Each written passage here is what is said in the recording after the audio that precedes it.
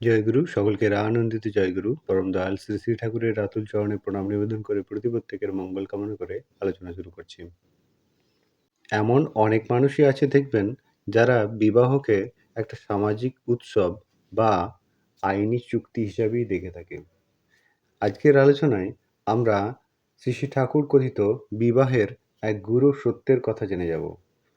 আপনাদের অনুরোধ, আলোচনাটি শেষ অবধি মনোযোগ সহকারে শুনবেন।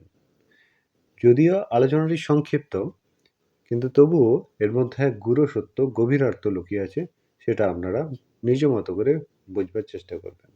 শ্রী শ্রী ঠাকুর নারীর নীতি গ্রন্থে বিবাহ সম্বন্ধে 64 পৃষ্ঠায় বাণী সংখ্যা 72 কি বলেছেন আসুন জেনে নিন। তিনি সেখানে বলছেন, বিবাহ মানুষের প্রধান দুইটি কামনাকেই পরিপূরণ করে। তার একটি উদ্বর্ধন, অন্যটি সুপ্রজনন। অনুপযুক্ত বিবাহে এই দুইটিকেই ক্ষীণ করিয়া তোলে। সাবধান, বিবাহকে খেলনা ভাবিও না, যাহাতে তোমার জীবন ও জনন জড়িত।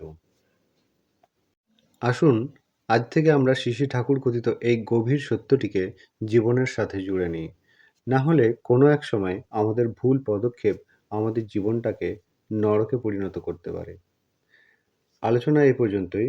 নারীর নীতি, পৃষ্ঠা সংখ্যা 64, বাণী সংখ্যা 72। আপনারা সকলে ভালো থাকবেন, সুস্থ থাকবেন। সকলকে জানাই আনন্দিত জয়গুরু।